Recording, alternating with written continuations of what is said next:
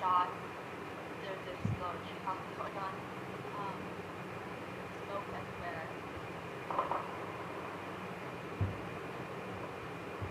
Have been raining down simply at our house just yesterday morning, but without electricity and without noise.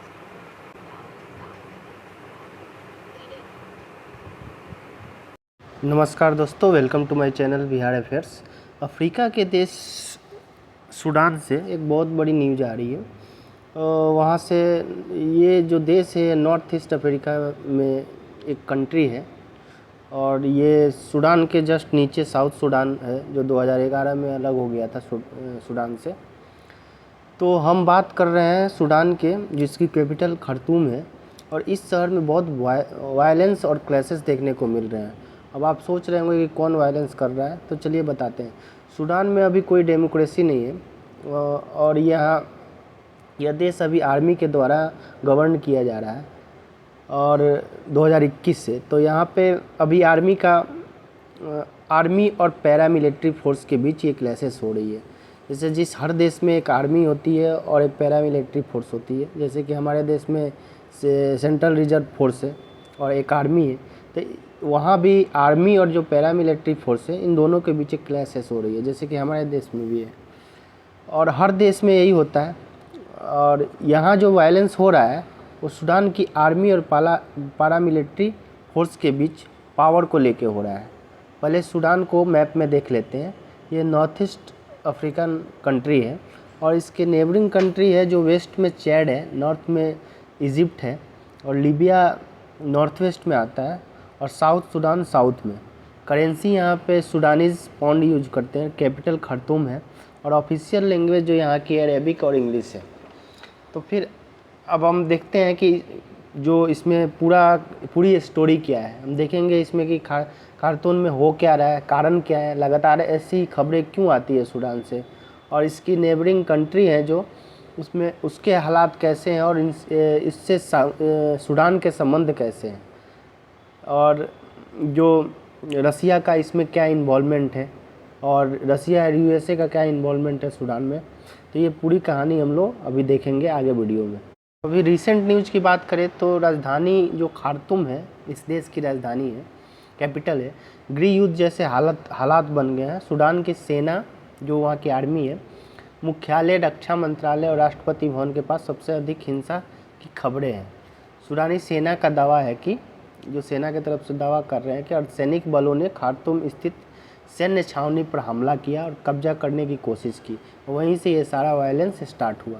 वहीं Sudan का जो rapid support force है, RSF का कहना है, जो पैरामिलिट्री फोर्स है, कि पहले खार्तूम के दक्षिण में उसके एक शिविर पर हमला किया गया था और आरएसएफ ने यह भी दावा किया है कि उसने हवाई अड्डे, राष्ट्रपति भवन को अपने नियंत्रण में ले लिया है। हालांकि इसकी अभी पुष्टि नहीं हुई है। और उसके बाद ये सारा जो वायलेंस स्टार्ट हुआ और इसमें कारण क्या है सूडान में कि ये हमेशा मतलब ये क्यों हो रहा है ये हिंसा। तो सूडान में अक्टूबर 2021 में सैन्य तख्ता पलट हुआ था। मिलिट्री ने गवर्नमेंट को हटा के खुद कब्जे में ले लिया था देश को। उसके बाद सेना और अर्धसैनिक बलों से जनरल एक परिषद के माध्यम से देश के चला रहे हैं। दोनों मतलब सेना और अर्धसैनिक बल मिलके देश को चला रहे हैं और इस परिषद का नेतृत्व जो सूडानी सेना का प्रमुख जनरल है अब्देल फतह अल बुरहान कर रहा है। और वहीं रैपिड सपोर्ट फोर्स के प्रमुख जनरल जो मोहम्मद हमदान डगलो है वो परिषद के उपाध्यक्ष हैं। ठीक है, तो ये दरअसल बात ये है कि अर्धसैनिक बल रैपिड सपोर्ट फोर्स को सूडानी सेना में शामिल करना चाहती थी, लेकिन आरएसएफ इसे कम से कम 10 साल के लिए टालना चाहती है। और वहीं सूडानी सेना का कहना है कि इसे हर हाल में 2 साल के अंदर कर देना चाहिए। इसी मुद्दे पर पिछले हफ्ते तनाव बढ़ा और फिर आरएसएफ ने मेरोवो में सैन्य अड्डे के पास अपने लड़ाकों को तैनात किया था। और फिर सूडान में हिंसक झड़पों के बीच सेना प्रमुख जनरल अब्देल फतह अल बुरहान और रैपिड सपोर्ट फोर्स के जो प्रमुख है अहमद हमदान के राजनीतिक महत्वाकांक्षाएँ हैं। और सूडानी सेना के जनरल बुरहान का कहना है कि प्रस्तावित नागरिक सरकार में एकीकृत सेना का नेतृत्व कौन करेगा, और इस विवाद को सुलझाने के लिए वो सेकंड इन कमांड से बात करने के लिए तैयार है, लेकिन आरएसएफ में के जनरल जो मोहम्मद हमदान डगोला है उनसे बात करने के लिए तैयार नहीं है। विवाद इतनी बढ़ गई है कि पूरा देश में बम बारूद और जहाँ जगह जगह क्लैशेस देखने को मिल रहे हैं और अभी तक करीब 600 लोग ज़्यादा घायल हो चुके हैं और करीब 80 से 85 लोगों की जान चली गई सिविलियन की। और ये लगातार सूडान में अस्थिरता बनी रहती है। सूडान में अप्रैल 2019 में भी एक लोकप्रिय विद्रोह हुआ था, जिसके बाद लोकतंत्र समर्थक शक्तियों की मदद से सेना ने लंबे समय तक शासन करने वाले जो राष्ट्रपति थे वहाँ के उमर अल बशीर को सत्ता से उखाड़ फेंका था। और उमर अल बशीर ने लगभग 3 दशकों तक सूडान पर शासन किया था और अगस्त 2019 के समझौते के तहत सेना चुनाव से पहले नागरिक राजनीतिक समूहों द्वारा नियुक्त अधिकारियों को साथ सत्ता साझा करने पर सहमत हुई, लेकिन उस व्यवस्था को अक्टूबर 2021 में एक सैन्य तख्ता पलट के जरिए अचानक रोक दिया गया। इसके बाद सूडान में लोकतंत्र समर्थक प्रदर्शन शुरू हो गए थे, फिर जगह जगह प्रोटेस्ट हुए और इसमें 1956 में जैसे आज़ादी के बाद सूडान में सेना का एक प्रमुख शक्ति रहा है।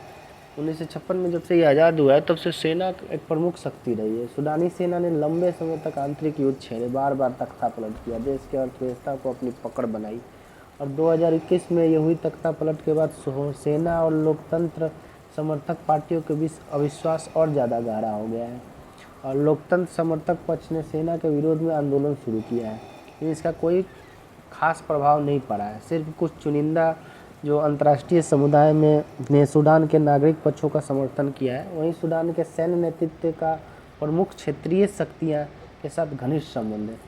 कुछ पूर्व विद्रोही गुटों ने खुद को सेना के साथ जोड़ लिया है और बशीर के शासन में कुछ दिग्गज सूडानी शासन पर उच्च पदों पर आसीन हो गए हैं। और रही बात जो पड़ोसियों की, तो सूडान चारों ओर से जो पड़ोसियाँ हैं वो भी उनके वहाँ भी जो गवर्नमेंट है स्टेबल नहीं है। इस देश की सीमा लाल सागर और हॉर्न ऑफ अमेरिका से सटी हुई है। इथोपिया, चैड, दक्षिण सूडान जैसे कई पड़ोसी देश राजनीतिक उथल पुथल संघर्ष से प्रभावित हुए। अभी 2020 के अंत में इथोपिया है देश है, उसके टाइग्रे क्षेत्र में कुछ संघर्ष हजारों शरणार्थियों को पूर्वी सूडान में शरण लेने की मजबूर किया और इनसे सीमा पर विवादित कृषि भूमि के सैन्य तनाव पैदा कर दिया था। जो कृषि भूमि है और सूडान पे एक विशाल जल विद्युत बांध के संचालन में शामिल होने के लिए दबाव बनाया जा रहा है। एक कोई डैम बन रहा है, उसके लिए उस पर दबाव बनाया जा रहा है सूडान पे, और ये बांध जो सूडान के पड़ोसी देश इथोपिया में बन रहा है और इसके लेके सूडान को ये खतरा है कि बांध से उसके नागरिकों और बांध के पानी से सुविधाओं को खतरा हो सकता है। तो इसके बाद ये उस टाइम भी 2020 में भी ये घटना घटी थी और कुछ स्ट्रगल हुए थे इन दोनों देशों के बीच में, और इसको लेके इंडिया गवर्नमेंट ने भी एडवाइजरी जारी किया है। अब देखते हैं सरकार इस क्राइसिस को कैसे हैंडल करता है। अभी तक ये पूरा मामला था और इसमें एक भारतीय की भी जान चली गई, जिसके बाद जो एक्सटर्नल मिनिस्टर अपने जयशंकर हैं उन्होंने ट्वीट करते हुए दुख भी जताया है। और इसमें कुछ रसिया मतलब जो यहाँ का पैरामिलिट्री फोर्स है उसको सपोर्ट करता है रसिया, मतलब ऐसा बैक करता है, हालांकि इसकी पुष्टि नहीं हुई है अभी तक। और रसिया का इस सूडान में डीप इंटरेस्ट है क्योंकि वहाँ पे रसिया वहाँ पे माइनिंग करता है गोल्ड की, और अलजीरा मतलब कुछ रिपोर्ट ऐसी भी आई है, हालांकि इसकी पूरी तरह से पुष्टि नहीं होती है कि क्या है। और ये था अभी तक का पूरा मामला, और आगे जो भी अपडेट आएगा मैं आपके साथ शेयर करूँगा। तो अगर वीडियो अच्छी लगी हो, इन्फॉर्मेशन अच्छी लगी हो तो please like, share and subscribe. Thank you.